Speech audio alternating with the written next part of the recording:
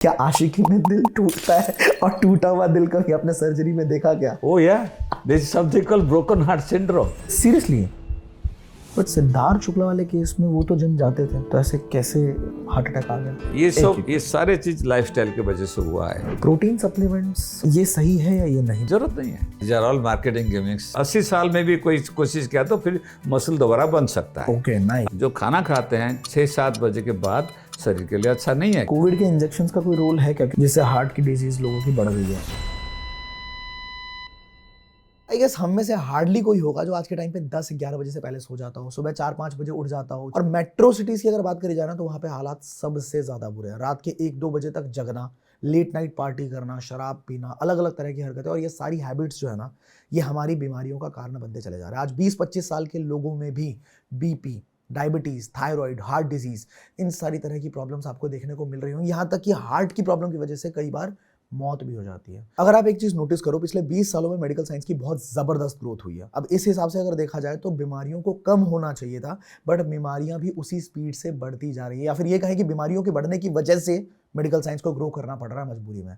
तो अगर आप अपनी और अपनों की केयर सच में करते हो, ये पॉडकास्ट एंड तक जरूर देखना और अपने सभी लव्ड वंस के साथ, फैमिली के साथ, फ्रेंड्स के साथ, हर के साथ शेयर जरूर कर देना, because this can be an eye opener for you. आज लाइफस्टाइल से होने वाली बीमारियों से कैसे आप खुद को बचा सकते हो और एक हेल्दी लाइफस्टाइल अपने लिए कैसे मेंटेन कर सकते हो, वो आज के हमारे गेस्ट बताने वाले हैं। Who is considered one of the world's safest heart surgeon, जिन्होंने अभी तक 29,000 यानी कि 29,000 से ज्यादा सक्सेसफुल हार्ट सर्जरीज करी है। Who has also been awarded as Padma Bhushan in 2010 by government of India. Also a very good wildlife photographer. So presenting you the CEO of Asian Heart Institute, Dr. Ramakant Panda, only on The Rich, powered by iDigitalpreneur, the most premium digital university.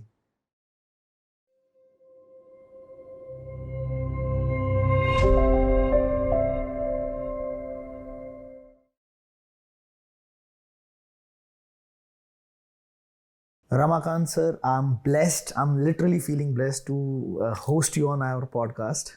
बहुत बहुत धन्यवाद and welcome to the rich. It's my pleasure, honour to be in your podcast. बहुत मैं खुश हूँ। Sir 29,000 heart surgeries एक ही जिंदगी में? हाँ जी, बहुत बड़ी चीज। कितने सालों से आप इस प्रोफेशन के अंदर? मैं हार्ट सर्जरी जो ट्रेनिंग शुरू किया 1980 से। यस, 44 साल हो गया। उसमें से मेरे उम्र के डबल। Pardon? मेरे उम्र के my age double the age you have worked. Yes, nice. So sir, सबसे पहले the first question, what exactly is heart problem? Heart attack होता कैसे और कैसे, मतलब ये धीरे धीरे कैसे पनपता है? हार्ट का बहुत सारी बीमारी है। जो एक पैदाइशी बीमारी होता है जिसको कंजेंटल हार्ट डिजीज बोलते हैं। कंजेंटल। दूसरा जो वाल्व का बीमारी होता है, वाल्व के अंदर जो वाल्व है, खून जाने के लिए रास्ता है, जैसे वन वे, जैसे हमारा दरवाजा है ना, दिल के अंदर भी दरवाजा है, 4 दरवाजा है खून को एक ही डायरेक्शन जाने के लिए, जैसे वन वे डोर हमारा है। वो वाल्व का तकलीफ होता है, वाल्वुला बीमारी बोलते हैं। दूसरा हार्ट मसल है जो सारा शरीर को खून सप्लाई करता है, तो मसल का वीकनेस होता है, उसे कार्डियोमायोपैथी बोलता है। लेकिन सबसे कॉमन जो है, जिसको हार्ट को काम करने के लिए, जैसे शरीर को काम करने के लिए, बचने के लिए जो खून सप्लाई होता है, खून के ऑक्सीजन जो आप खाना खाते हैं उसमें सब माइक्रोन्यूट्रिएंट होकर सारा शरीर को सप्लाई करता है। उसी तरह दिल को भी अपना खून चाहिए, उसके लिए दिल के अंदर आर्टरी होता है। yes. वो जो आर्टरी का बीमारी है उसको कोरोनरी आर्टरी डिजीज बोलता है। ये चारों तरीके का जो हार्ट बीमारी बताया, उसमें से सबसे कॉमन है ये जो ब्लॉकेज का बीमारी। वो कर 80-90% बीमारी होता है। जितने भी हार्ट की प्रॉब्लम्स, इसलिए हार्ट का बीमारी हम बात करते हैं तो उसी के बात करते हैं ज़्यादातर, क्योंकि 80-90% लोगों का वो बीमारी होता है। बाकी जो बीमारी बहुत कम है, जैसे बताया जो पैदाइशी का बीमारी, जो वाल्व का बीमारी, मसल का बीमारी, वो थोड़ा कम है। ये ज़्यादातर है। उसको जो बात करेंगे आज, तो जो हार्ट का खून सप्लाई का जो आर्टरी का जो ब्लॉकेज, जो कोरोनरी आर्टरी डिजीज बोलते हैं, हार्ट डिजीज, उसके बारे में बात करेंगे। जैसे 29,000 ऑपरेशन किया हूँ, उसमें कम से कम 80%, सो करीब 20,000-22,000 होगा ये जो हार्ट का आर्टरी का ब्लॉकेज का बीमार, और 7-8 हज़ार होगा बाकी जो है मसल, ये जो वाल्व का ऑपरेशन, बच्चों का ऑपरेशन, ये सब होगा। तो ये सारे के सारी जो कोरोनरी जो ब्लॉकेज वाली दिक्कत आपने बताई, ये आज के टाइम पे आप भी देख रहे हैं और हमने भी देखा। मतलब मेरा एक फ्रेंड था 2 साल पहले ही, जनवरी के महीने में, he was only 21-22, and sudden heart attack हाँ जी, या और बचा ही नहीं पाए, मतलब फर्स्ट हार्ट अटैक। तो ऐसा इस उम्र में भी क्यों हो रहा है? ये सारे लाइफस्टाइल वजह से हो रहा है। जब हम मेडिकल कॉलेज में पढ़ रहा था, हमारा प्रोफेसर लोग हमको सिखाते थे कि ये जो हार्ट का बीमारी ये वेस्टर्न लोगों का है, इंडिया का नहीं होता है। हाँ, और एक ही लाइफस्टाइल मेरा लाइफ स्पैन में 45-50 साल के अंदर मैं देखा हूँ जहाँ की बीमारी बिल्कुल नहीं था, उसमें से सबसे कॉमन हार्ट बीमारी अभी सारा दुनिया में सब लोगों से इंडियन का है। और ये जो 30 साल से मैं मुंबई में प्रैक्टिस कर रहा हूँ, जब प्रैक्टिस कर रहा था साल में एक बार एक पेशेंट देखूंगा जो कि 30 साल के कम उम्र का है। अभी हम हर हफ्ते में 2-3-4 पेशेंट देखता हूँ जो 30 साल से हाँ, कम उम्र का तो है। ये सारे लाइफस्टाइल की वजह से जो चेंज हुआ है ये सब हो रहा है। लाइफस्टाइल मतलब एवरीथिंग। हाँ, या ये The way जो you are living. Number one हुआ जो एक्सरसाइज, वो एक्सरसाइज सब बंद हो गया। आजकल सब अपना मोबाइल कंप्यूटर है, सब 24 घंटा उसके ऊपर Social बिजी media. रहता है और किसको टाइम नहीं है एक्सरसाइज करने के लिए। दूसरा, जैसे मुंबई दिल्ली शहर में रहते हैं, कहाँ एक्सरसाइज कर जगह ही नहीं है कहाँ जाके एक्सरसाइज करने के लिए, तो वो एक एक्सरसाइज। नंबर 2 हुआ ये जो खाने पीने का। हमारे बुजुर्ग लोग जो खाते थे देखिए कि सब नेचुरल, फील्ड से लाया उसको कुकिंग कर खाया, उसमें कोई विवाद नहीं होता है।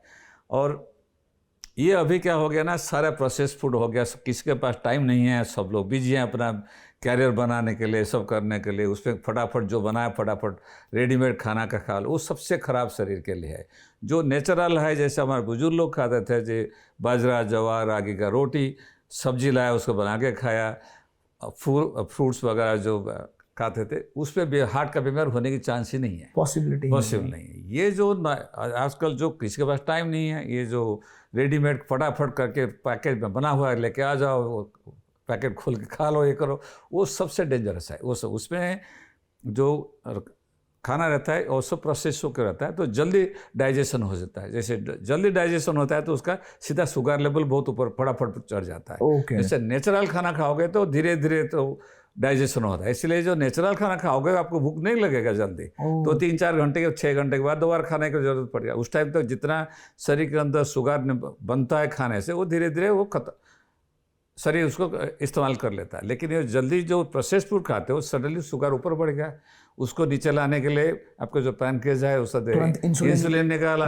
और धीरे धीरे जैसे एक आदमी को अब हर 5 सेकंड बोलो कि 100 मीटर भागो, 3-4 बार के बाद गिर जाएगा, तो इंसुलिन का जो पैनक्रियाज का वही हालत होता है। जैसे बार बार करते हो धीरे धीरे पैनक्रियाज टायर्ड हो जाता है, और उसके साथ जो शुगर ज़्यादा रहता है, वो जो इंसुलिन सिक्रेट होने के बाद जो शुगर लेवल कम आता है, वो शुगर तो जाता नहीं शरीर में, खर्चा नहीं होता है, उसको चर्बी बन के सारा शरीर में जमता है।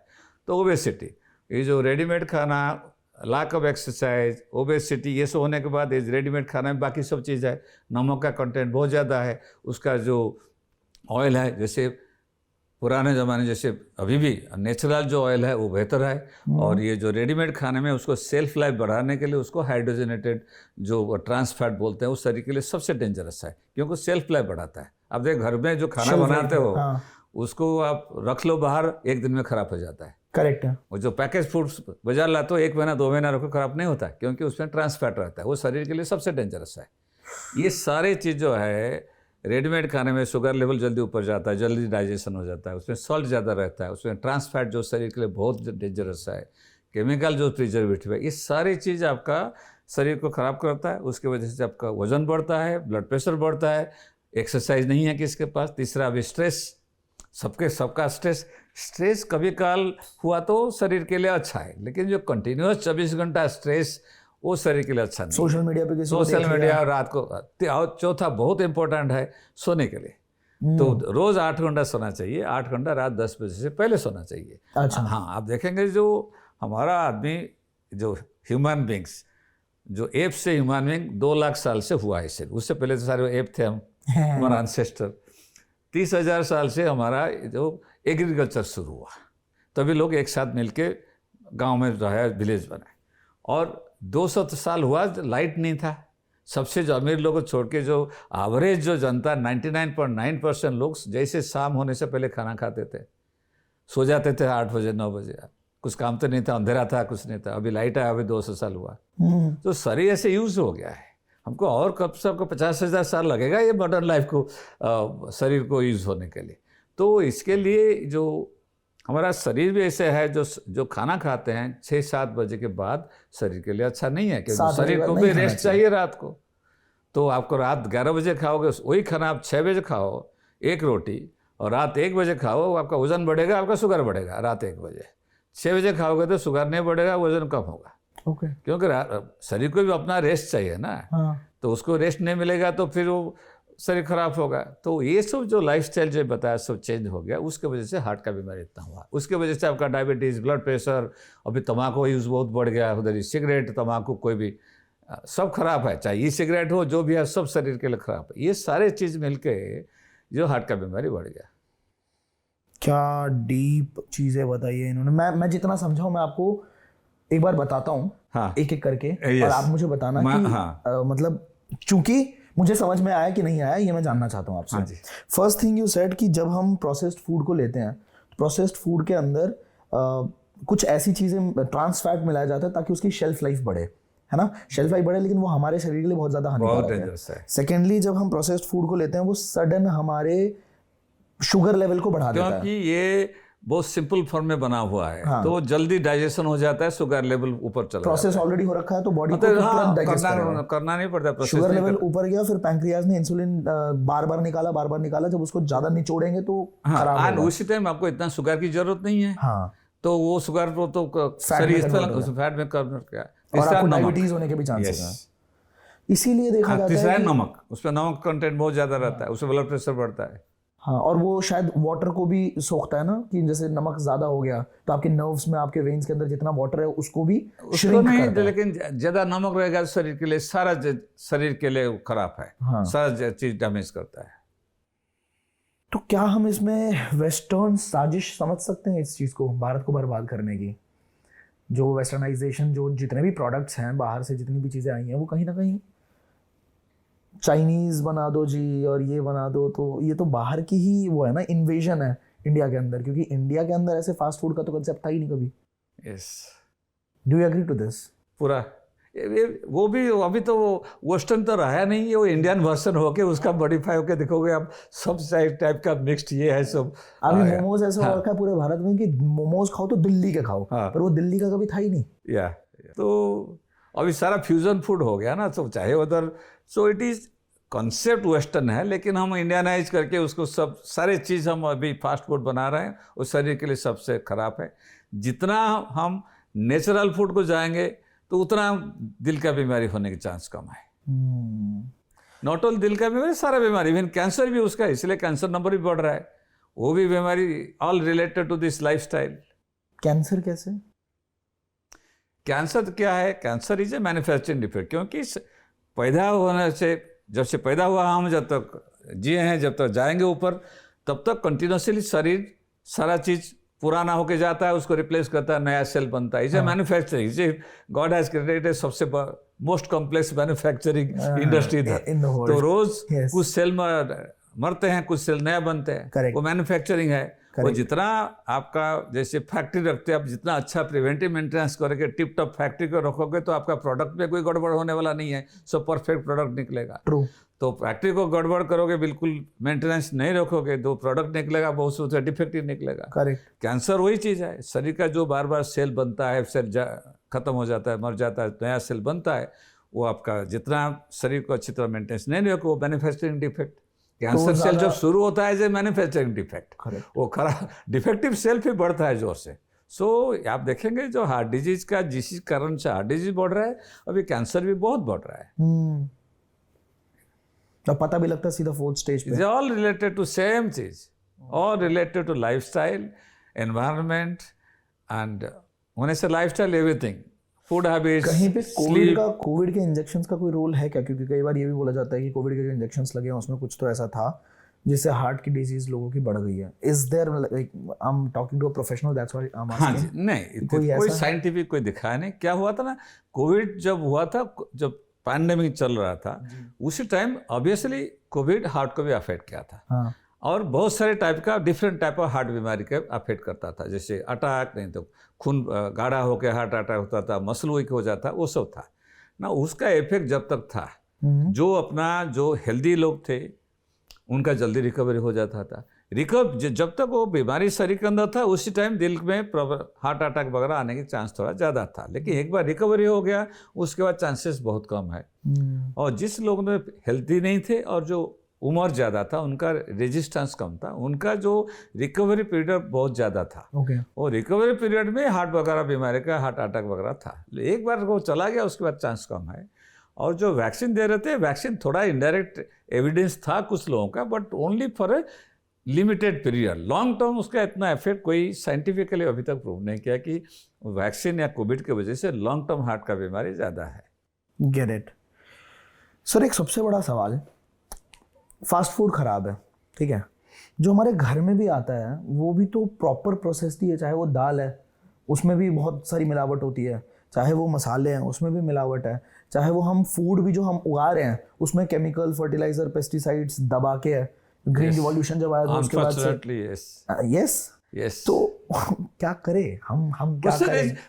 एक खराब है, एक बहुत खराब है। जो बहुत खराब मत करो, जो खराब है उसको लो। तो कुछ डिटॉक्स के लिए भी होता है क्या कि जैसे हम बॉडी में डिटॉक्स? ये अनफॉर्चुनेटली ये जो अभी जितना हम बना रहा है, जितना आ रहा है, सब बहुत सारे उसमें pesticide, chemical is already residue है।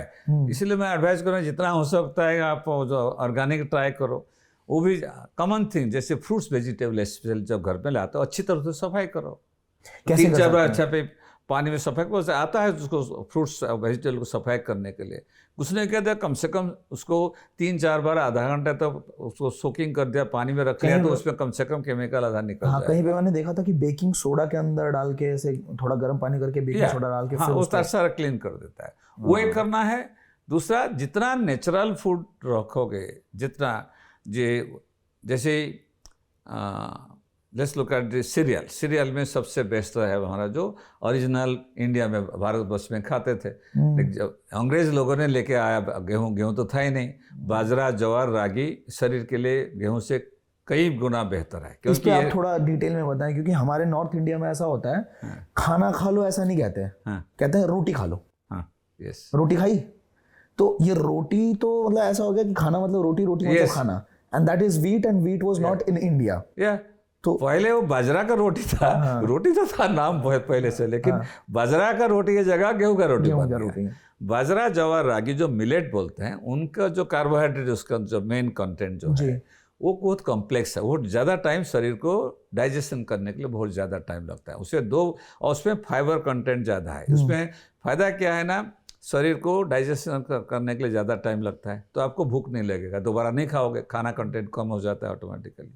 नंबर 2, जब ज़्यादा टाइम लगता है तो धीरे धीरे शुगर उससे निकलता है, अपना काम करते हो तो अपना और यूटिलाइज हो जाता है। हाँ, वो लोग धीरे धीरे चलो तो आदमी 10 घंटा भी चल सकता है। वो लोग 100 मीटर स्पीड में चलो तो 10-15 सेकेंड या 1 मिनट के बाद गिर जाएगा वीक होके। तो सेम सिचुएशन है।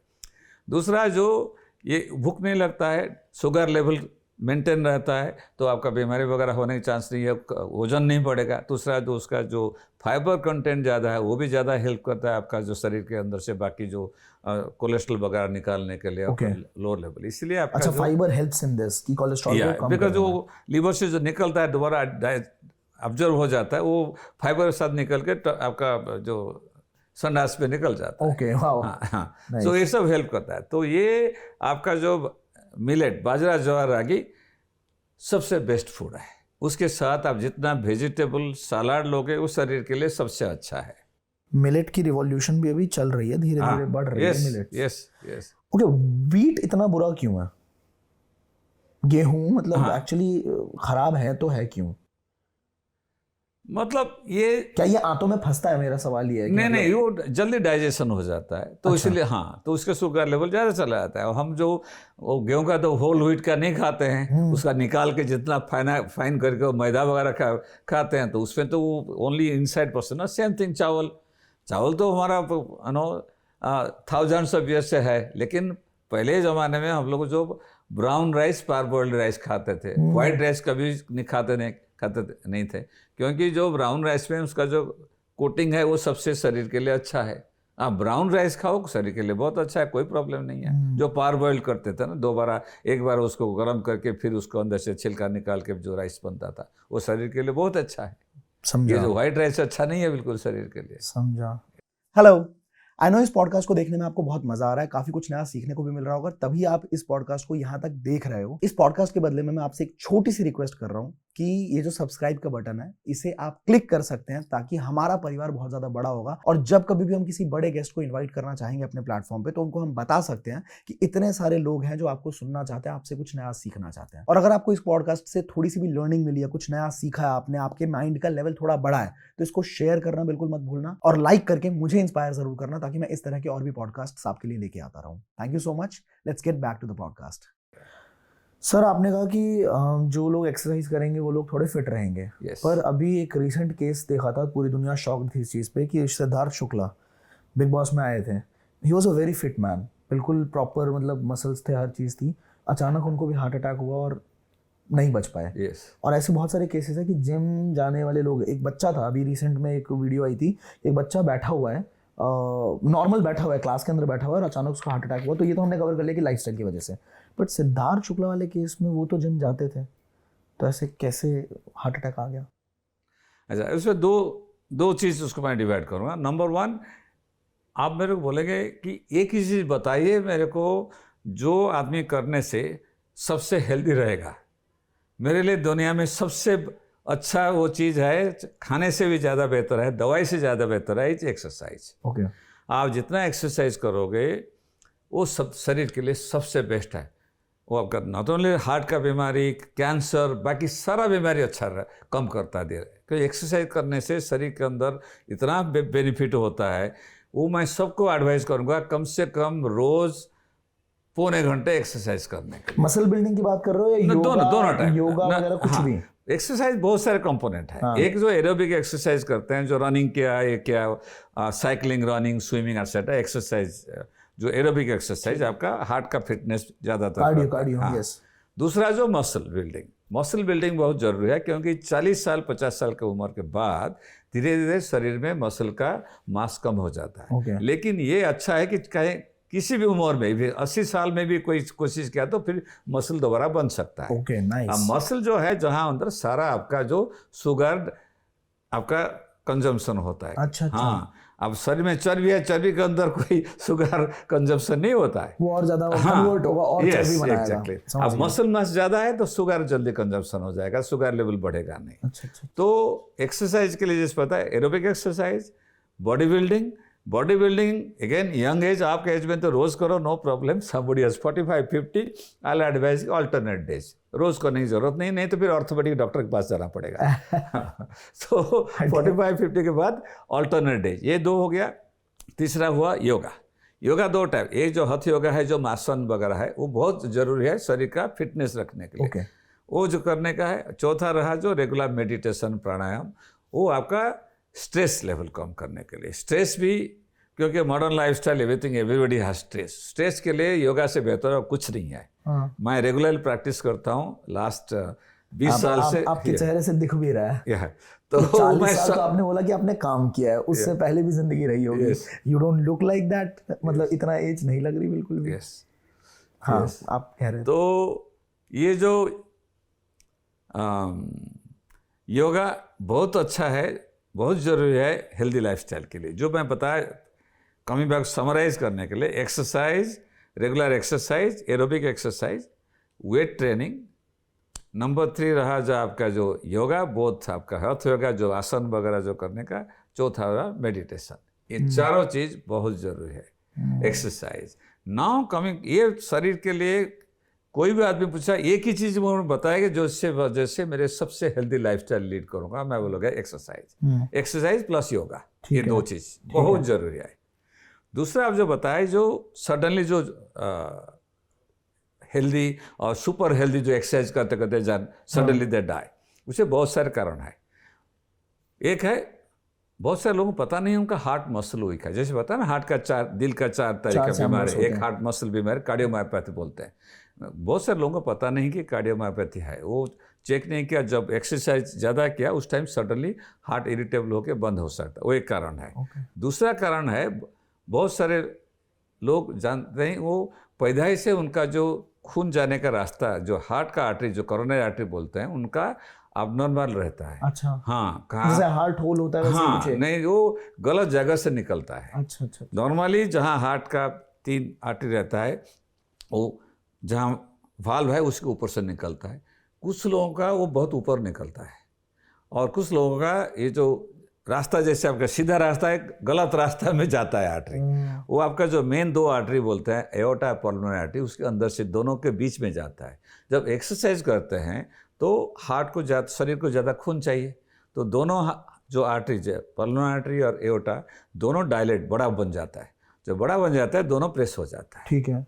तो मेरा एक वेरी क्लोज फ्रेंड, उसका लड़की का वही प्रॉब्लम था। 3 साल की उम्र में उसको एक्सरसाइज कर, थोड़ा से भाग दौड़ करेगा तो छाती दर्द होके बैठ जाएगी कि मेरे छाती में बहुत दर्द हो रहा है। 3 साल की बच्ची? 3 साल के बच्चे, क्योंकि उसका गलत रास्ते से आर्टरी निकला था। अच्छा। तो हमने देखा, अभी तो 32 साल हो गई वो, अभी ठीक है। मैं बोला कि वो जो लोकेशन था, बोला कोई डरने बात नहीं है, only thing is vigorous exercise नहीं करना।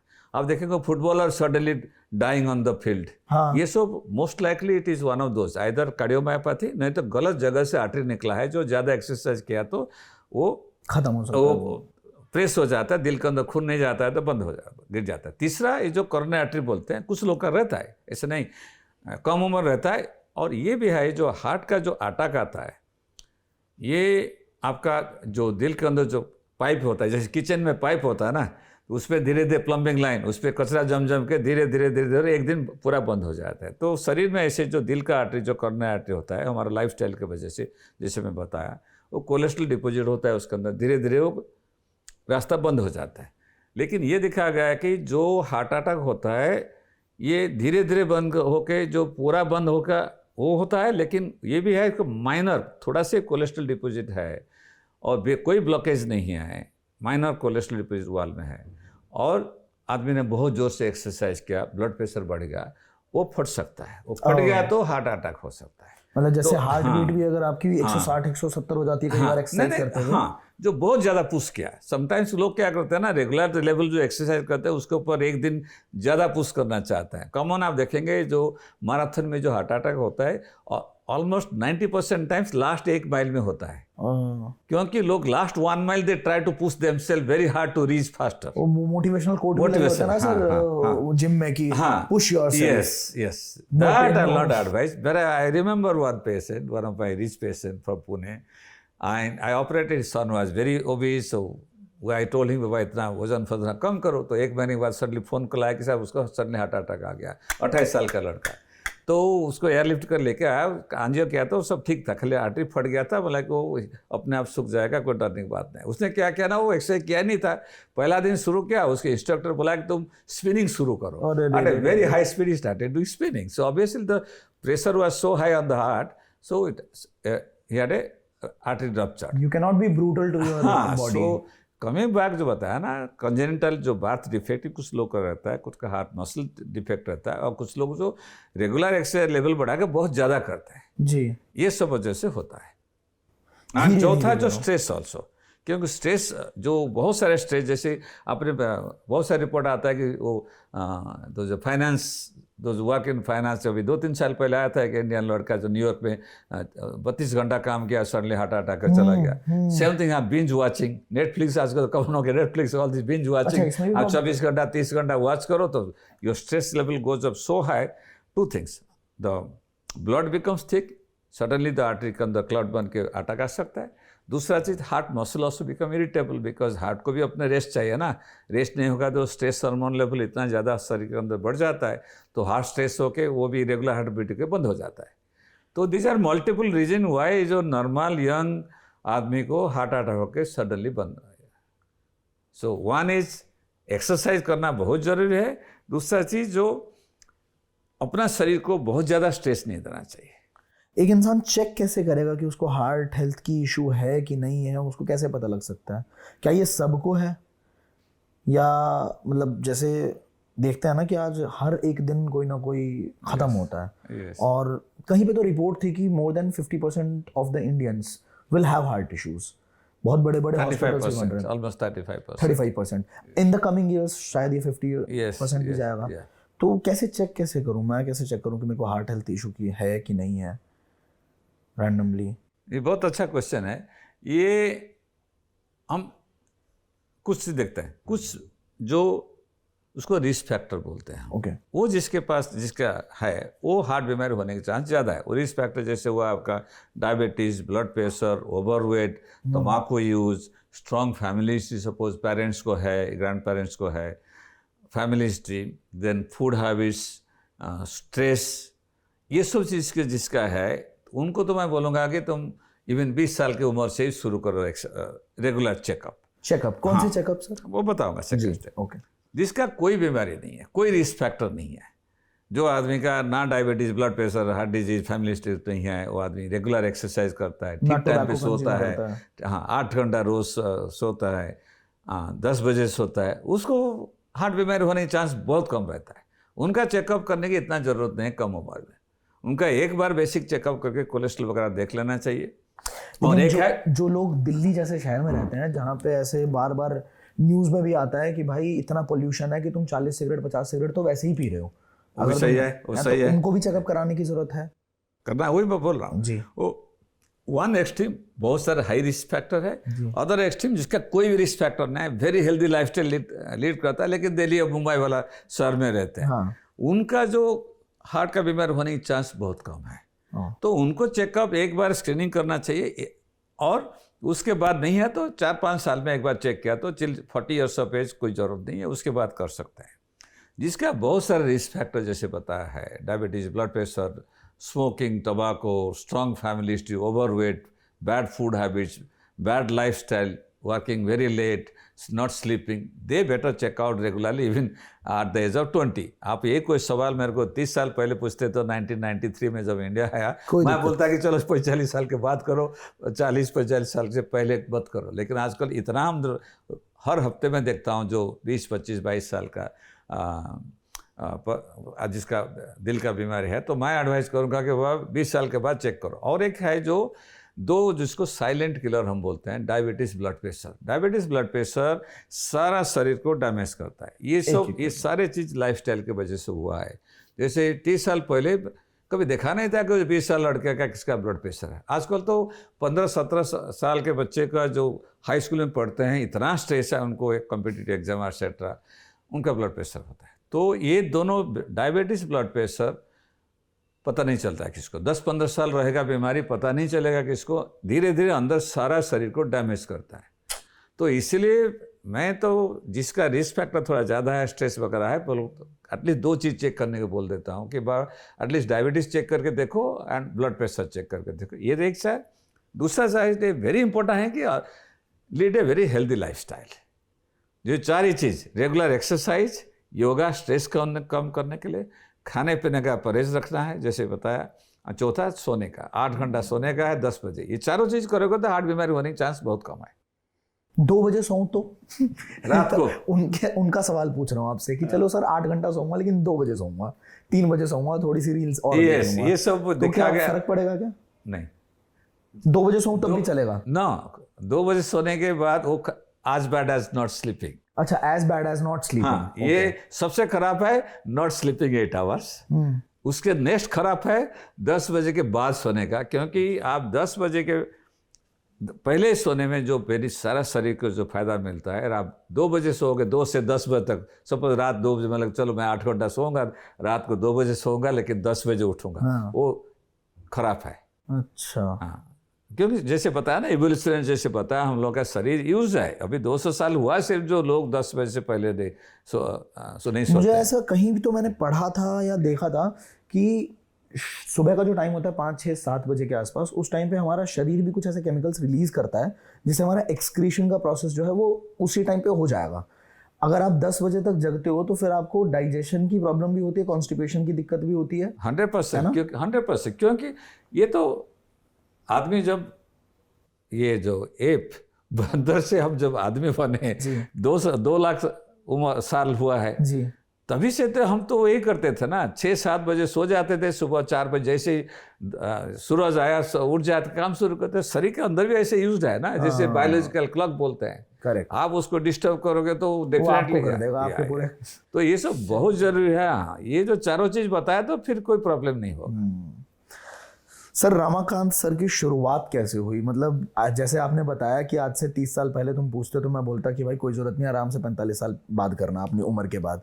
तो उस टाइम पे तो कार्डियोलॉजी एज अ प्रोफेशन इतना कोई बड़ा स्कोप तो दिखता नहीं होगा, पता ही नहीं कि या तो अब्रॉड जाना है। तो आपने क्यों चूज करा इसको एज अ करियर मतलब? और थोड़ा सा फैमिली बैकग्राउंड में, मतलब थोड़ा सा आपकी शुरुआत जानना चाहते हैं हम लोग कि आपकी शुरुआत कैसे हुई है, कैसे फैमिली से बिलोंग करते हैं, और फिर जब आपने काम करना शुरू किया तो एज अ करियर आपने इसको क्यों चूज किया, और आज भारत के टॉप सबसे बड़ा हार्ट सर्जन बन के आपको कैसा फील होता है? ये पूरी जर्नी आप थोड़ा बताइए। मैं एक विलेज में पैदा हुआ था, उड़ीसा में जी। उस जमाने में तो कोई डेवलपमेंट था ही नहीं। Just immediately after 15 years after or around 10 years after our independence and 15 years after independence. Okay, 1957, 1960s के अराउंड। Yeah, 60. So उस टाइम कुछ था ही नहीं। और गांव में इवन दो वी आर जमींदार, लेकिन गांव में तो कुछ फैसिलिटी नहीं था, रास्ता नहीं था, कुछ नहीं था। लेकिन एक चीज़ था, मेरा जो मैटरनल ग्रैंडफादर, जो उड़िया में हम अजा बोलते हैं, नाना या, वो he was very educated person. Orissa का one of the first educated person. वो कलकत्ता में जाके ग्रेजुएशन पोस्ट ग्रेजुएशन करके, but he was a more Gandhian. He took part in freedom fight, and then he was a high school principal. So he was very influential in making sure everybody got a good education. Okay. सारा मामा मेरा जो है सब, all of them highly educated. One retired, he was the most famous political science professor. One retired as the Chief of Medical Services for Armed Forces of India as a Vice Admiral. He retired. Right. One mama did, he was a topper from IIT, gold medalist. Then he went to Cornell in USA, did his PhD in 18 months. He was a topper, so he lived. So all my family was highly, the education was considered very important. तो गांव में जब था, मेरा गांव के पास एक school था, हाई स्कूल था, इतना अच्छा स्कूल नहीं था। और दूसरा एक स्कूल था 7 किलोमीटर। ओके। सो बचपन जब वो गांव स्कूल में मैं तीसरा मंजिल तक पढ़ा। तीसरा क्लास के बाद मैं बोला कि ये स्कूल मेरे को पसंद नहीं है, मेरे को उधर ज़्यादा है। सो 10 साल की उम्र से मैं उधर 7 किलोमीटर रोज जाता था, और रोज आता था पैदल। और हाँ, 14 किलोमीटर रोज, 12 से 14 किलोमीटर रास्ता था वो। एक बार मजा में जो मेरे बच्चे को लोग एक बार लेके गया था, दे नेवर बिलीव्ड कि मैं रोज 14 किलोमीटर चलता था। तो गाड़ी में लेके तो गप्पा मार रहे हो हमारे साथ। गाड़ी में लेके गया, मेरा स्कूल में छोड़ दिया, बोला ठीक है तुम पैदल चलो, मैं जा रहा हूँ गाड़ी लेके घर। सो दे रियलाइज दैट। सो उस स्कूल में पढ़ा, एंड उधर मेरा जो हेडमास्टर था, ही वॉज वेरी education उनका, those types of teachers you don't see nowadays, and he had a tremendous influence on me many ways. जैसे हमारा annual sports event होता था, prize distribution, because I always used to stand first in the class. So instead of giving those big cups etc., he will give us the books. Okay, और पढ़ो। Now books means that's how I started my reading. I'm a voracious reader. That has made a tremendous difference to my life. Yes. My whole life decision based on, because I read a lot. That include all Indian mythology, all Shakespeare, Western literature. Those books, all books of Tolstoy. As a 6th standard, I got Tolstoy's books as a because I stood first in the class as instead of giving this one. So he used to give us books for no cups, nothing. And books have nothing to do with your study. It's all what does self-development. All about mostly Indian classics, all Indian classics, Western classics, Shakespeare. He'll give you Leo Tolstoy, all the books, Fyodor Dostoevsky, so all those Charles Dickens, those kind of books he'll give. So that had a tremendous influence. When you said from there, how I came, my mother was very particular from childhood. That you have to get the best education and you have to do the best in your class. She was I call a combination of tiger mom and elephant mom. She was 20% elephant mom, 80% tiger mom. Okay. So, and one incident that made me think why I want to become a heart doctor was in my 9th standard when the first heart transplant took place in the world. It was and same time just a year before the moon landing happened. And as a child, I used to read newspaper, and the heart transplant was complete. The whole, for a month, the newspaper was nothing but about heart transplant. And the Christian Bernard, who did, was considered demigod in the world. And as a child, I thought one day I want to become a heart doctor. So then next year, again one of the pioneering Dr. Denton Cooley. So he did the first heart transplant immediately after that in USH. And he was profiled those days in Life magazine. Life magazine considered one of the best magazine those days. It closed down. The Time magazine, before precursor was Life magazine. It's a big big size magazine. So there he was profiled. My mama had brought it home. I saw that. I said, oh my God, I want to become like him. So, and then I decided not to do anything. Though what was the age at that time?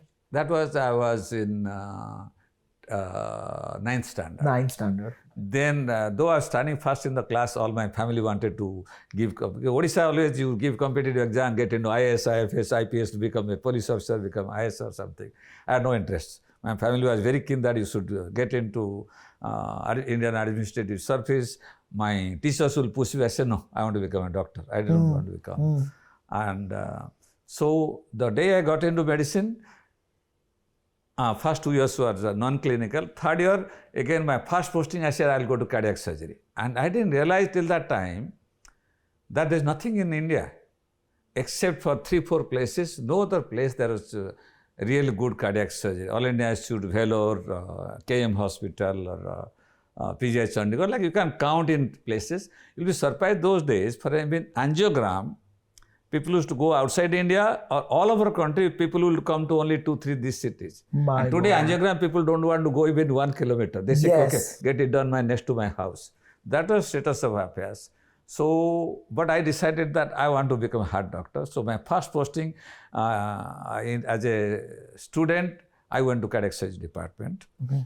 I saw the cardiac surgery. Those days, they used to do closed cardiac surgery, means not open heart. Just very minor, those are very, very basic type of surgery. I got very fascinated. So that's what my journey started. Then I got into All India Institute, did my post-graduation. After that, the best place on earth at that point of time, even now also, is Cleveland Clinic. For last 30 years, Cleveland Clinic is considered the #1 heart center in USA. Okay. So that's why journey took there, and then I came back to India, and my dream was, after working there. How long you worked there? I was there for almost 8 years. 8 years, nice. Yeah. So when I went there, I thought our hospitals are the equivalent to the best we have seen what in India. I go there, and during my training time पे हम लोग रात को जाते थे heart transplant के लिए.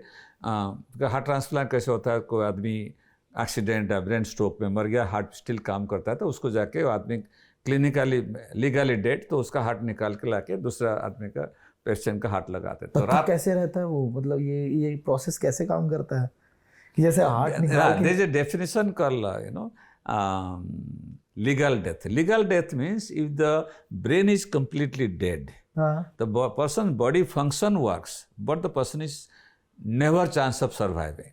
So slowly that's how the concept came as because without that का जो transplant कोई हो ही नहीं सकता है.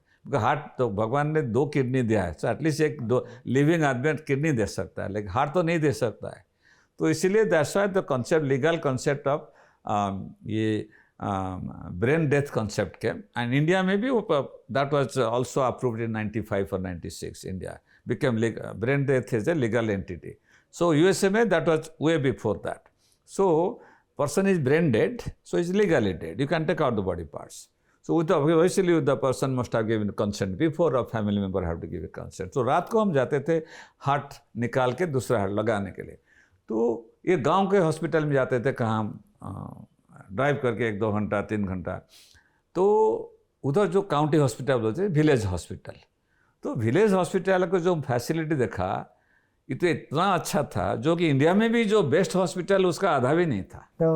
तो देन आई रियलाइज कि बाबा ये, क्योंकि क्लीवलैंड क्लिनिक #1 है USA, #1 in the world, obviously पैसा है तो hospital can be very good. ऐसे कोई बड़ा चीज़ नहीं है. लेकिन जब देखा गांव का हॉस्पिटल भी हमारा इंडिया का जो बेस्ट हॉस्पिटल से 10 गुना बेटर है, देने रियलाइज कि कितना गैप है उस देश में हमारा।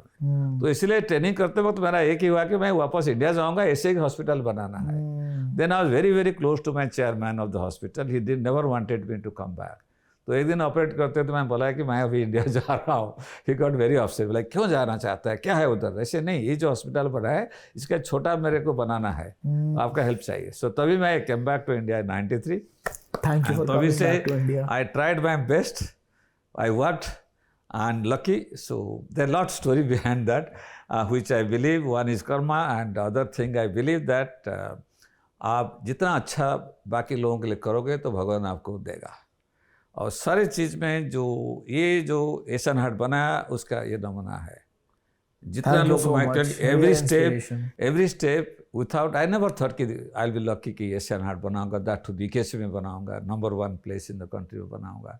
ये सब जो जितना लोगों को मैं सेल्फलेसली हेल्प किया हूँ, it came back. I never that time thought कि इसके वजह से होगा, करेक्ट, लेकिन आई डिड दैट। सो आया तो फिर हॉस्पिटल बनाया 2003 में। जो बनाया इंडिया में, ये नंबर 1 उस टाइम था। डिज़ाइन जब देखेंगे हॉस्पिटल, उस कॉन्सेप्ट नहीं था इंडिया में। यही बनाया 2003 में, ये जहाँ बैठे हैं हम। हाँ, okay. 2000 उसी टाइम इंडिया में number 1 hospital in terms of design. Because ये क्या हुआ है ना, हॉस्पिटल डिज़ाइन जो 50 साल लास्ट 50 ईयर्स में काफ़ी चेंज हो गया है। आप देखेंगे पहले जो हॉस्पिटल जाएंगे आपको क्लोरोफॉर्म स्मेल, ईथर स्मेल, ये सब था, वो अंधेरा था, ये सब था। वो सब धीरे धीरे लोगों को पता चला कि जब स्टडी करके देखे वेस्टर्न कंट्रीज़ में कि जितना आप होम एनवायरनमेंट रखोगे मरीज के लिए, रिकवरी जल्दी होता है। तो सारा हॉस्पिटल डिज़ाइन चेंज हो गया था, इंडिया में नहीं हुआ था। आप देखोगे 30 साल पहले हॉस्पिटल, अभी का हॉस्पिटल में ज़मीन आसमान का फर्क है। हॉस्पिटल जाके बंदा और बीमार फील करने लग जाता होगा। एग्जैक्टली। हॉस्पिटल अंदर घुसोगे तो पहले वो स्मेल आपको नाक का आता है। ये हॉस्पिटल आओगे तो कहाँ स्मेल नहीं लगेगा, नहीं लगा। हम लोग इस्तेमाल करते ही नहीं, कुछ ज़रूरत नहीं है, सिंपल सोप वाटर में सफाई करते हैं। सो डिज़ाइन कॉन्सेप्ट ये सब चीज़ हमने लेके आए, जब बनाया इंडिया में hospital design concept, patient care, patient centric approach, वो it become a role model. Every hospital in the country has copied, and कम से कम 50-60 मूवी इधर बना हुआ है। Every single Bollywood actor has shot a movie here. Okay, everybody. कौन से बने हैं थोड़े से बड़े? स्टार्टिंग में Amitabh Bachchan, Shahrukh Khan, Aamir Khan, Salman Khan, then Akshay Kumar, you name it, every single movies. Sanjay Dutt, आपका अभी तो कम से कम 50 या 60 मूवीज हुआ है। कल हो ना हो, संजू, फुल संजू मूवी का जो सारा न्यूयॉर्क हॉस्पिटल से नीचे एशियन हार्ट का है बना। अरे वाह। सो कम से कम 50-60 हॉस्पिटल कम शूटिंग जगह है। तो प्रिविलेज, मेरा पॉडकास्ट भी यहाँ शूट हो रहा है जहाँ मूवी शूट हुई है। तो ये जैसे बताया कि that is one incident that in my life changed my perspective. Second thing, what is influence of my mother. She was a voracious reader, always encouraged us to read, and my high school headmaster. जो सब युवाओं को, सबको मैं advice करूँगा, पढ़ो या पढ़ो, मतलब अपना सब्जेक्ट मत पढ़ो, उसके साथ जितना अपना नॉलेज ब्रॉडन करो, क्योंकि आपका कहीं ना कहीं लाइफ में वो सब काम पे आएगा, वो डिसीजन मेकिंग आएगा। जैसे हम जब थे उस ज़माने में कोई टीवी फीवी तो नहीं था, तो स्कूल का वैकेशन 2 महीना होता था, समर टाइम 2 महीना मेरा भाई बहन और बाकी मेरा कजिन जाके खेलेंगे, प्लेइंग कार्ड ये सब करेंगे, ludo and all those carrom. I will be sitting down and reading books. My grandfather was voracious reader, he had a beautiful library. I had got all Mahabharat.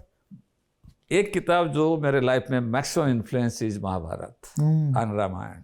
Mahabharat कम से कम 14 या 15 बार पढ़ा हूँ मैं। कैसे सर, थोड़ा सा बताइए इसके बारे में, थोड़ा सा इंडियन माइथोलॉजी। नहीं, हाँ, उस जमाने में क्या था ना, कोई काम नहीं था, समर वैकेशन 2 महीना था, हाई स्कूल छुट्टी होता था, तो 9 बजे बाद इतना गर्मी होता था, फिर 4-5 बजे तक घर से बाहर नहीं निकल सकते थे। और बाकी मेरा कजिन, बाकी लोग सब कैरम, लूडो ये सब खेलते थे, प्लेइंग कार्ड्स खेलते थे। मैं जाके मेरा जो नाना का लाइब्रेरी एक था, उधर बैठ के घर के अंदर पढ़ता था। तो रामायण जो और 18 जो कांड पूरा, उसको एक से कम 14-15 साल पढ़ा, 14-15 बार पढ़ा होगा। Every single character I remember now. And ये जो एक Indian mythology, I don't think any mythology anything where in the world anything written come anywhere. 3000 साल पहले every single human character, every single situation एक आदमी जो जिंदगी में फेस करेगा, सब कुछ उस पे है. सच में 3000 साल पहले. हाँ, somebody can, you know, Ved Vyas can think of that, right? I don't think any human being can do that. And इसलिए I always advise my children, everybody, कि read outside your course. Just don't read only your education book, don't mark it up. Read as much as possible, क्योंकि जितना broaden knowledge होगा.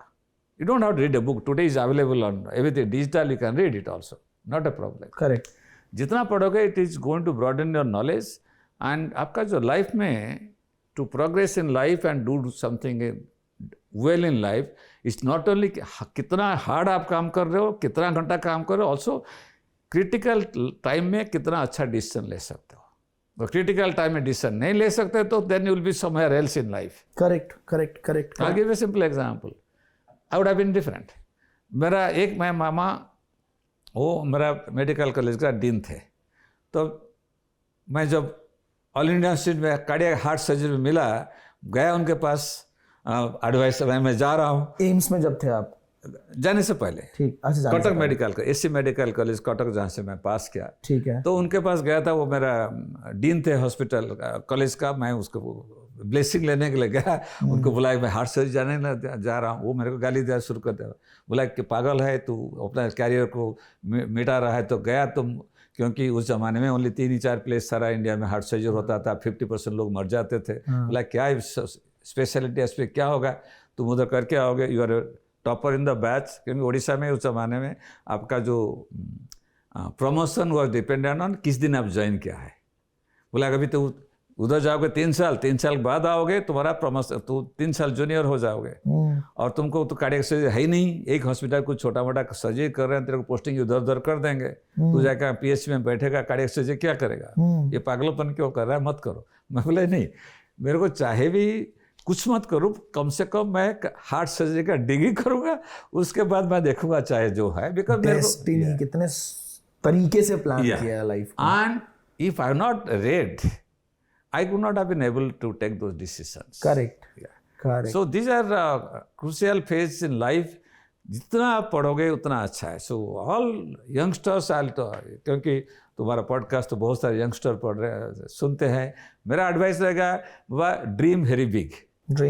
Very big sky. Don't dream of anything less. क्योंकि sky dream करोगे तो आधा तो कम से कम पहुंचोगे. और if you are dreaming only ground level, you will go underground. तो dream very high. Read as much as possible. Outside your course.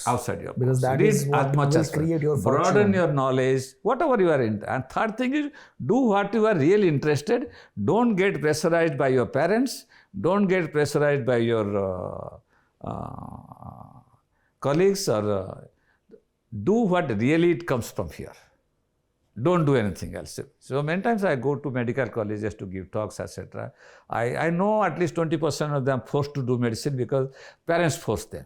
I tell them, okay, your parents have forced you, do it, but after you finish your MBBS, you do whatever really you like to do from your heart. Nice. Like yesterday I saw one income tax commissioner had come for his father's treatment. He's a doctor. I said, I'm very happy that he didn't do medicine. I said, are you interested? He said, no, I didn't have interest. I was supposed to do it. I said, very happy that you are pursuing what you really like to do. So that is very important. Correct. How do you manage your emotions while treating your patients? I mean, आप खुश मिजाज इंसान है बहुत, है ना? लेकिन जब बहुत सारे क्रूशियल केसेस भी आते होंगे, और कई बार रातों की नींद भी छिनती होगी कि रात को इमीडिएट वेरी कॉमन. तो हाउ डू यू, मतलब अपने आप को इस इतना वैसा कैसे बनाया आपने कि हाँ ठीक है, 99.8% ऑफ सक्सेस रेट. हाँ जी, ये तो एक बहुत ही ज़बरदस्त है, एकदम भगवान वाला हिसाब किताब जो बोलते हैं ना, डॉक्टर भगवान के समान है. तो मेरे को लगता है आप एकदम उस फॉर्म में बैठे हुए हैं यहाँ पे. तो मैनेज अपने इमोशंस को कैसे करते हो आप? ये तो बहुत डिफिकल्ट होता है. इनिशियल जब मैं ट्रेनिंग ले रहा था, obviously it was very very difficult. Over time धीरे धीरे you try to get, you have to adjust, do that. The few things that again, incidents in life that changed. That's why I pursued as much as possible. I want to give 100%. 100% only God can give, nobody on earth, no human being can give. But as much as possible 100% तक करूँगा. इसलिए 2 incidences I'll give you. एक बार जब always I give that example. मैं all India institute में post graduate कर रहा था और एक पेशेंट बहुत सिक था, उसका नाम करतार सिंह था. मतलब वो सारा शरीर ये हो गया था, जैसे कभी 8-10 दिन में वो मरने वाला है. तो I had my professor Sampath Kumar, I went with him, he saw the patient, is operate, he said कल उसको ऑपरेट करते हैं. तो I asked him, why are you operating, he is going to die tomorrow. I was innocent, I was fresh student. So I said क्यों कर रहे हो, तो मरने वाला है. He looked at me, he said yes, he's going to die, but if I don't operate, he's going to die definitely. If I operate, at least there is a little bit chance. I'll take it. He operated. It was a very complex case, and first time I saw somebody pass around 20 liters of urine in 2 days. 20 or 20, because that many liter water was there inside his body. My God. Next 2 days, I exactly don't remember, somewhere between 20 to 25 liters of urine he passed. He was like a frog, so much swollen up. Next 7 days, he was thin. He stayed for a long time. Then he went home. Around a year and a half later, my All India OPD was crazy. You see 50 patients in 1 hour, 1 patient 1 minute. So I suddenly look up, हट्टा-कट्टा सरदार आया, साहब मेरे को देख रहा है. ऐसे नहीं, तुम लाइन में खड़ा रहो, नंबर लेके आओ. बोला साहब पहचाना नहीं मेरे को. बोला कौन हो तुम? साहब मैं करतार सिंह हूँ. So I said, okay, ठीक है, because I was very emotionally connected to him. I said, ठीक है. So I said, तुम आ जाओ जल्दी. बोला आजकल क्या करता है तो? बोला नहीं साहब, आजकल मैं ट्रक चलाता हूँ चंडीगढ़ से कोलकाता तक. Yeah. So that day I decided that no matter how critically ill or virtual dead patient, I'll try to operate him and try to save his life. That is one. When I went to USA, these 2 things that has made me why my success rate. When we went there, one of our my teacher, Bruce Lytle, those days he had the best results in the world in bypass surgery. And he was very, very tense, and inside the operation theater, if you go to him, and those are the days I'm talking, rest of the world has a 50% death rate. He had like 1% or 2% death rate. So it's very, very different. So one day I asked him, I said, how do you maintain like this all the time? He said that every time I go inside the operation theater, मैं सोचता हूँ कि जैसे मैं पहला बार जिंदगी में operation कर रहा हूँ. बोला कि जब पहला बार जिंदगी में कुछ चीज आप करते हो, आप बहुत प्रिकॉशन लेता, आपका सारा एंटेना ऊपर रहता है, आप कभी ये गलती करना नहीं चाहता. ड्राइव करोगे तो पहला बार ड्राइव करोगे तो जितना हो पूरा सारा फोकस रहता है उसके ऊपर. तो जैसे कि मेरा जब भी मैं जाता हूँ ऑपरेशन थिएटर, मैं सोचता हूँ कि ये पहला बार जिंदगी में ऑपरेशन कर रहा हूँ. कभी भी I learn that. Even 29,000 operation के बाद भी, अभी सुबह ऑपरेशन करके आया हूँ, उसको मैं जब भी अंदर जाता हूँ मैं सोचता हूँ कि ये पहला बार जिंदगी में मैं ऑपरेशन कर रहा हूँ. जब पहला बार कुछ चीज़ करते हो ना, you keep all your focus there. ये 2 चीज़ इज माई मंत्र, दैट कोई पेशेंट चाहे जितना भी खराब हो, जब तक पेशेंट तैयार है मैं ऑपरेशन के लिए तैयार हूँ. कोई भी पेशेंट चाहे जितना भी आसान सर्जरी हो, फिर भी जो अंदर जाता हूँ तो सबको पता है, अंदर जाता हूँ तो दूसरा आदमी बनता हो, जो आप देख रहे हो नहीं होता हो अंदर. तो अंदर मैं जैसे पहला बार मैं जिंदगी में ऑपरेशन कर रहा हूँ. समझा सर. आई थिंक ये आपका आंसर दे दिया क्वेश्चन का. आप बहुत इमोशनल इंसान भी हो. आप जब बता रहे थे करतार सिंह के बारे में, I could see the tears in your eyes. Yes, because I remember that situation. Tragedy. और ऐसे एक तो ये मिराकल, और भी कोई ऐसा सिचुएशन कभी हुआ है जब आपको भी समझ नहीं आया हो कि hundreds of them. Nice. Anyway, one that defined my career here is around 30 years back. Just came, still 22nd January 1993. There's a patient was senior IS officer. They did those days angioplasty was just starting. So during angioplasty, his heart stopped. For 30 minutes, they are doing massage. He was dead virtually. And I had just come. Other surgeons refused. They say it's a dead body. So family approached me. I said, okay, I'll operate. There's only 1% chance you may not survive. I operated the patient. He was 2 months in coma. He survived. He's still alive 30 years later. He's healthy and alive 30 years later. He lives in Pune. I don't know why, but I am feeling safe कि हाँ मतलब भगवान ना करे कभी कुछ ऐसा हो, but मैं इन्हें जानता हूँ. Yeah. So these are the one thing that every single person I think he's like my family member. I have to give my best to save his life. Nice. So then I become a different person. Inside operation, a different person. But again, I listen to music. My operation theatre, always there's music inside. Is it? Yes. Nice. Yes. Why so? That's the hobby. Hobby? Yes. Something I'll tell सबको बताऊंगा कि always make a work-life balance. बहुत जरूरी है. Don't make your life such that yes, aim for the sky, try to achieve the best because you have got one life. One life. Don't waste it on something. Everybody, I can give hundreds of examples, very ordinary average person who has achieved amazing success in life.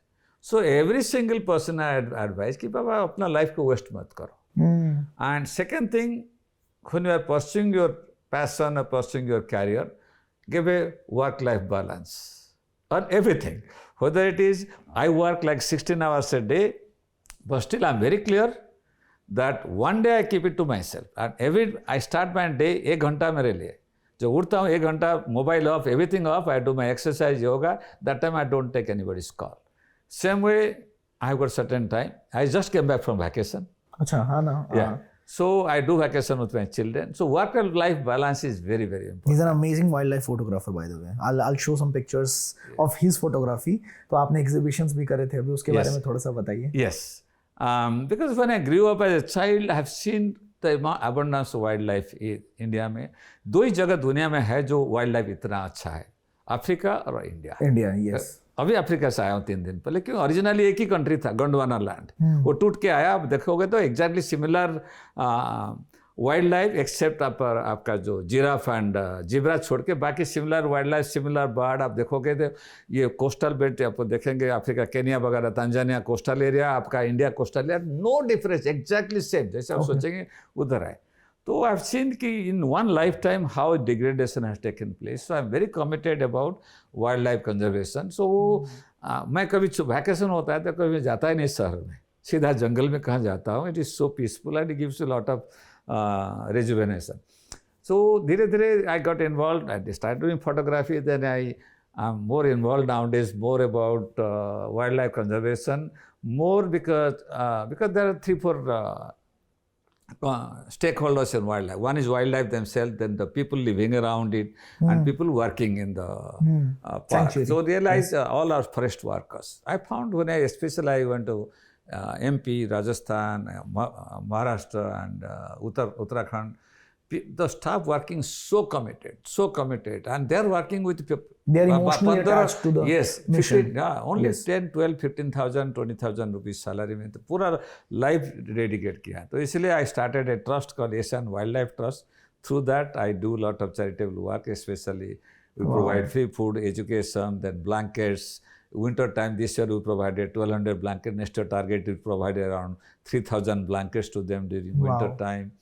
Then we are doing a sustainable income for them. Like Kanha, we set up a petrol pump, and that money goes towards that. And right now, I'm doing something in Bandhavgarh also, setting up certain cottages to be run by the staff welfare. Staff money goes for the staff welfare. Like Satpura, I donated a safari vehicle to the staff, so that they whatever money earned through that.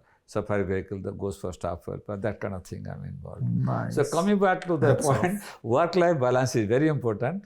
And always I say that you never pursue relentlessly or whatever you want to do real from the heart. Have a work-life balance and always have a balance in everything. Correct. Not one at this extreme or the extreme. Correct. And coming back to the one very important point I want to tell about food also. Also, whatever advice I gave about food, follow it all the time, but occasionally indulge. Like थोड़ा I keep it Sunday as my sin day. One lunch Sunday, I enjoy whatever I told not to eat, I eat those things. Like I eat non-veg, I eat ice cream, sweets, etc. But only one lunch. Day. One lunch only, not even one full day. One lunch in a week. Excess of anything and everything is bad. Yeah.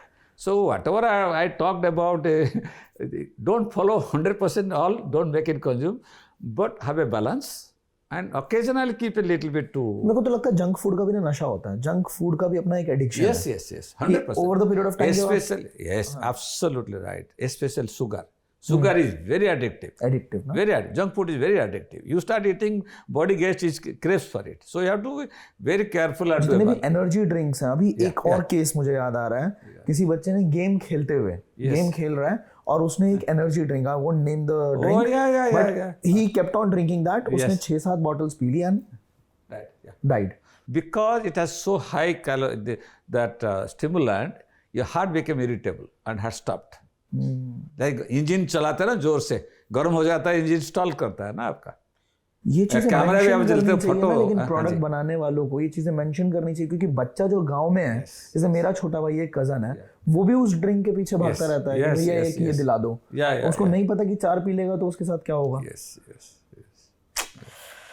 Okay, so summary is, try to pursue, do a very healthy lifestyle, regular exercise, yoga, and eating habits good, sleep in time, sleep 8 hours, pursue your dream, but lead a balanced life. To end this podcast on a lighter note, क्या आशिकी में दिल टूटता है और टूटा हुआ दिल कभी आपने सर्जरी में देखा क्या?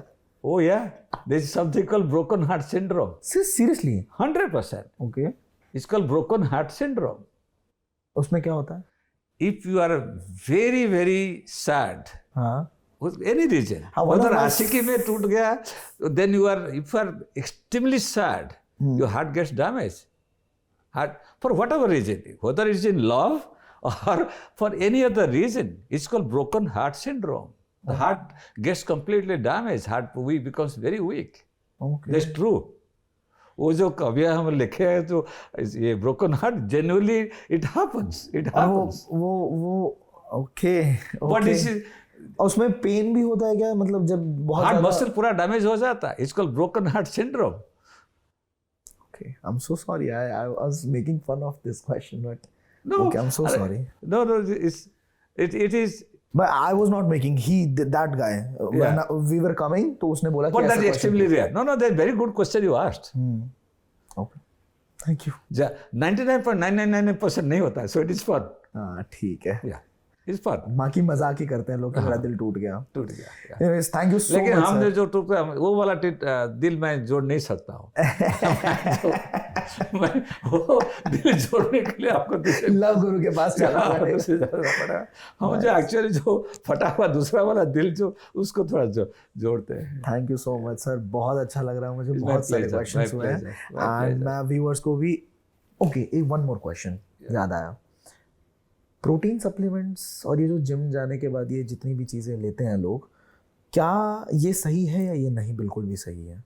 क्योंकि प्रोटीन पाउडर कुछ लोग बोलते हैं बिल्कुल ख़राब है, कुछ लोग बोलते हैं कि हाँ इट्स हेल्दी, लेना चाहिए प्रोटीन सप्लीमेंट्स. तो ये मेरा सजेशन रहेगा, आप जितना हो सकता है नेचुरल प्रोटीन लो. Natural in the sense sattu, natural सत्तू जैसे होता है, या चने होते हैं. चना होता है. वेजिटेरियन जो है तो उनके लिए तो ये है आपका टोफू है, lot of other things, paneer है, सब है. नॉन वेजिटेरियन है तो आपका फिश, एग वाइट वगैरह है.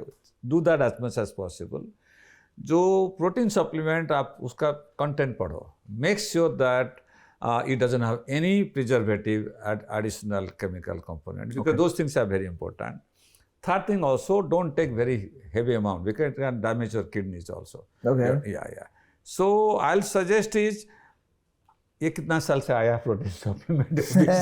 उसे पहले बॉडी बिल्डिंग नहीं करते थे क्या? बॉडी बिल्डिंग इंडिया में नहीं करते, दुनिया में नहीं करते थे. आर्नोल्ड श्वार्ज़नेगर तो थोड़ी वो प्रोटीन खा के बनाए से.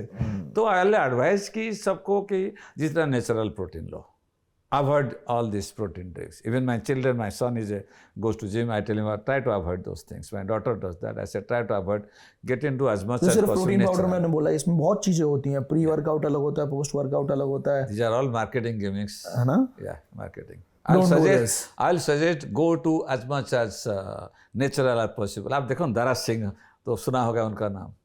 बिल्कुल सुना है, देखा भी है. Yeah, exactly. वो कौन सा प्रोटीन सप्लीमेंट खाए थे. सही. जरूरत नहीं है. जितना एक यही एडवाइस दिया, जितना आप natural, go back to nature, जितना नेचुरल फूड खाओगे उतना शरीर के लिए अच्छा है. I love the conversation with you, sir. Literally, मेरा बहुत दिमाग खुला है. My pleasure. जितने भी हमारे व्यूअर्स हैं, जितने भी लोगों ने देखा है, I literally genuinely, हर बार मैं पॉडकास्ट के अंदर में ये चीज़ नहीं बोलता हूँ, आपने भी देखा होगा, पर मैं आज बोल रहा हूँ ये चीज़ हर किसी के साथ शेयर करना, बिकॉज दिस इज समथिंग जिनकी भी केयर करते हो, फैमिली की, फ्रेंड्स की, जितने भी लोगों की केयर करते हो, उन तक ये बात पहुंचाओ कि वो जो खा रहे हैं उनके प्लेट में जो है वही जहर है. जहर लेके अलग से जाके लेने की ज़रूरत नहीं पड़ेगी. उन्हें अपने खाने को, अपने जो थाली में जो रखा हुआ है उसको बदलने की ज़रूरत है. उस पर थोड़ा कॉन्शियसली सोचने की ज़रूरत है. रात के 11, 12, 1 बजे तक जो स्क्रॉल करते रहते हैं उससे उनकी ज़िंदगी ख़त्म हो रही है. तो please share this as much as possible and comments में आपके सवाल, जो आपकी परेशानियां, जो आपने फेस करी हैं, देखी हैं अपने आसपास, वो क्वेश्चंस भी पूछना ज़रूर. अगली बार मैं पक्का आऊँगा आपके पास फिर से. जरूर. ठीक है. We'll keep it more funny. हाँ, we'll keep it more funny and आपके क्वेश्चंस जो भी रेलेवेंट क्वेश्चंस होंगे वो मैं सर से पूछूंगा एंड बहुत मज़ा आएगा.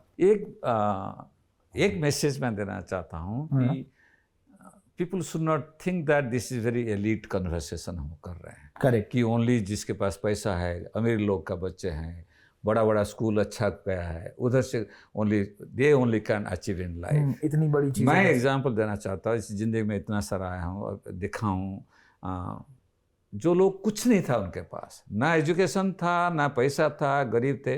वो एक क्लासिक एग्जांपल देता हूँ. अभी उनका नाम था सिंधुताई सकपाल. नाम सुना होगा. She got a Padmashri award 3-4 years back. Around 10 साल पहले I was in a Times award committee. We looked at that. Sindhutai गांव में तीसरा क्लास पढ़ रही थी, पढ़ने चाहती थी, लेकिन फादर ने उसको शादी करा दिया. हस्बैंड ड्रंकार था, पिटाई करता था. तो सिंधुताई गांव में सब लेडीज़ लोगों को मिला के she wanted to fight against the साहूकार जो पैसा लेके लेता था. तो हस्बैंड उसको पिटाई करके घर से निकाल दिया. तो उसने जाके रेलवे ट्रैक में भीख मांगा. अरे. भीख मांगते मांगते वो धीरे धीरे उसने, खाना नहीं था, वो I met her, she told me, जब खाना नहीं मिलता था वो स्मशान से जाती थी. जो लोग डेड बॉडी जलाने के बाद जो खाना छोड़ के जाते थे उसको खाती थी. I've seen her some podcast or some video. Yes. I've seen her. Yes. याद आ गया. And धीरे धीरे then she found one abandon girl child. तो उसको लाके अडॉप्ट किया. धीरे धीरे करके by the time she died, उनका जो now her daughter is managing. I always donate money to her charity. More than 1,200 children she adopted. Many are doctors, engineers, professors, etc. The point I want to give message to कि आपके पास कुछ नहीं होना चाहिए, ना education, ना पैसा, ना इंटेलिजेंस. एक ही चीज़ चाहिए. मैं सबको बोलना चाहता हूँ कि ज़िंदगी में आप, भगवान ने एक बार ज़िंदगी दिया है, उसमें आप जो आपका दिल से अच्छा लगता है कोशिश करो करने के लिए. उसी में आप कमिटमेंट करके करो दिन भर. और बाकी चीज़ तो बताया हूँ, work life balance and all that. Literally मतलब मैसेंजर ऑफ गॉड बोल सकते हो आपको. आप बहुत तरीके से, आप मतलब दिल से जिसको समझाना बोलते हैं ना कि भाई ये चीज़ है, ये करो, प्लीज करो. करो, but enjoy life also. Saturday. हाँ. Okay. Because one life. Enjoy life also needed. Correct. Yes. Thank you so much, sir. Thank you so much. Take care.